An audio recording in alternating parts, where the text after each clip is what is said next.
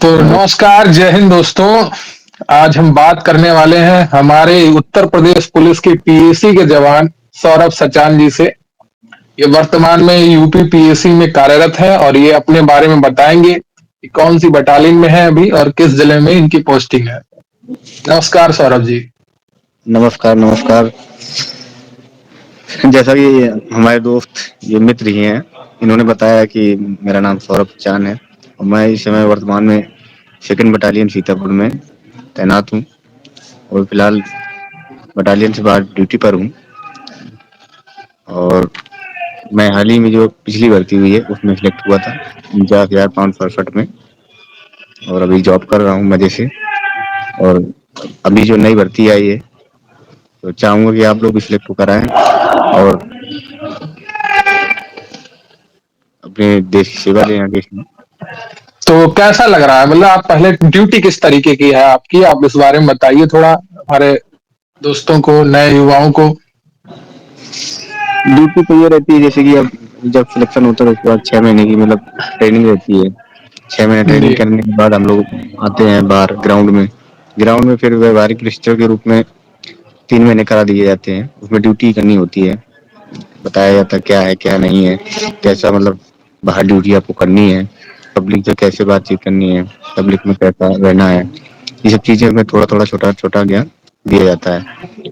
उसके बाद फिर परमानेंट आपको एक कंपनी होती है पीएसी में, उसमें डाल दिया जाता है। जी। जिसमें जी। इसमें एक कंपनी होती है, इसमें 3 प्लाटून बन जाते हैं। लगभग जी। 100 सवा 100 जनशक्ति रहती है। जी। उसके बाद हम लोगों की ड्यूटी जो रहती है तो 2-2 महीने बटालियन ड्यूटी, 2 महीने हम लोग रहते हैं ट्रेनिंग भी। ट्रेनिंग भी चलती रहती है हम लोगों की। अच्छा अच्छा। हाँ, 2 महीने ट्रेनिंग भी चलती है हम लोगों की। बटालियन में रह के जैसे ड्यूटी मांग नहीं आती है तो जी बटालियन जी में जी। हम ट्रेनिंग करते हैं। मांग आ जाती है तो वहाँ जी। चले जाते हैं। दो अच्छा दो महीने अच्छा। ही फिक्स रहना होता है हम लोगों को एक जगह पर। तो कैसी, कोई मजा आ रहा है कि थोड़ी बहुत दिक्कत हो रही है, या ये नौकरी बढ़िया है, कैसा लग रहा है आपको? वैसे सही बताऊं तो मजा ही आ रहा है। दिक्कत तो कोई नहीं है अच्छा फिलहाल। दिक्कत क्या होगी? अच्छा। जिसके ऊपर वर्दी चढ़ जाए उसको दिक्कत क्या हो सकती है? दिक्कत हाँ, तो ये रौब होना चाहिए, मतलब ये गर्व होना चाहिए कि अब वर्दी पहन ली है। अब यहाँ हाँ, पे तो अब हमारा कर्तव्य है सब यहाँ पर। इतना तब है। मन में विश्वास आ जाना चाहिए, है ना। हारे मन से कोई खड़ा नहीं होता है, नहीं नहीं तो नहीं, मन में हमेशा जीत होनी चाहिए। मन तो के हारे यार। तैयारी कैसे की थी आपने, किस तरीके से क्या आपने की थी?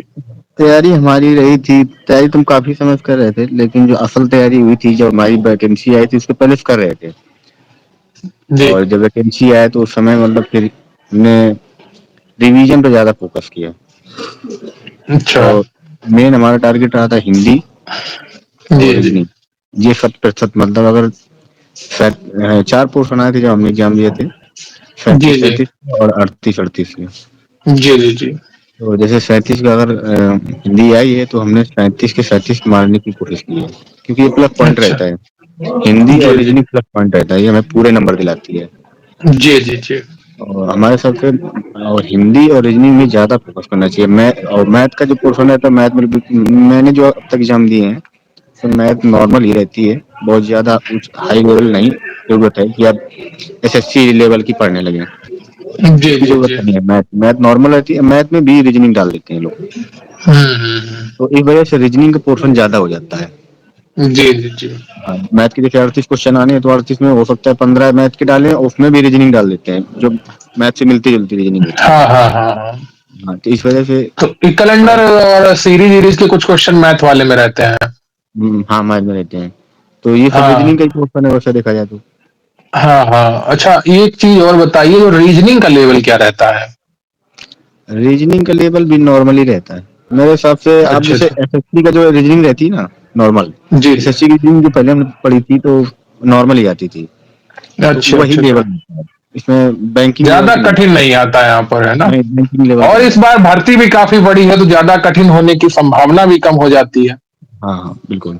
अब इसकी तैयारी अच्छी है, जो अभी इस समय रिवीजन उसने करना शुरू कर दिया है, प्रैक्टिस सेट लगाए अपना और कुछ बुक्स वगैरह जैसे हिंदी की बुक्स हैं, 3-4 बुक्स जी रखे हैं, जी लुसेंट की हो गई, किरण की हो गई, और जी भी हैं बुकें, अभी दिमाग में नहीं है। उनको मतलब उनका जो पीछे का रहता है कि अभ्यास का जो रहता है पोर्शन, उसको डेली जी अपना प्रैक्टिस करते रहें। जी। और जो स्टडी गाइड आती हैं वो भी फायदा करती होंगी, जो बिल्कुल फायदा। सारी कंबाइंड आती हैं, जैसे चक्षु प्रकाशन की एक आती है, हाँ, घटना चक्र की आती है, तो ये भी फायदा करती होंगी। सब फायदा करती हैं। अब इसमें मेन चीज ये है कि तैयारी तो सभी लोग कर रहे थे, पहले से भी कर रहे थे।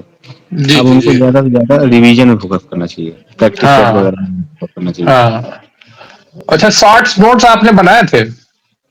शॉर्ट्स नोट्स, हाँ मेरे पास थे पहले, कुछ जी नोट्स मैंने बनाए थे। तो शॉर्ट जी जी। नोट्स जैसे ये होते हैं, जीएस के, करंट वगैरह के थे। हाँ, हाँ, तो क्योंकि जो करंट का आपको 1 साल का पढ़ना होता है। एक साल का है उसमें ना? मेन मेन पॉइंट है, हाँ जैसे अभी इस समय जो कुछ गेम्स हुए ये, और जो जी जी हाँ। जी 20 सबमिट हुए हैं, तो ये सब हम्म। चीजें पढ़ लेंगे तो तो एक एक जो क्वेश्चन मिलेगा। करंट का, जहां तक मैंने नोटिस किया है कि पिछले 6 महीने का 50% करंट आता है, फिर उससे हम्म। पिछले 3 महीने का 25% आता है, और फिर उसके पिछले 3 महीने का 25% आता है। हम्म। ज्यादातर परीक्षाओं में ये पैटर्न बना हुआ है। तो अगर आप ज्यादा नहीं पढ़ना चाहते हैं तो आप पिछले 6 महीने का जो करंट है, अगर आपका फरवरी में पेपर होना है तो आपका G20 से शुरू कर लीजिए, जी, और जी बिल्कुल। ट्वेंटी से आप पूरा शुरू कर लीजिए। और उसके पहले जो आपके एशियाई गेम हुए थे चाइना में, वहां पर भी आप पूरा इस पर फोकस करिए। और G20 का जितना भी हो सके, कहाँ कौन कौन से शहरों में हुई है बैठकें आपकी, ये ज्यादा ध्यान देने वाली बात है।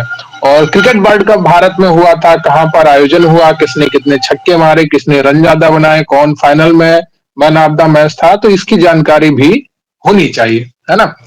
और जी, जो हिंदी में, हिंदी की बात कर लेते हैं आप, जो हिंदी में रचनाएं पूछी जाती हैं वो आपके पेपर में आई थी, लेखक और रचनाएं?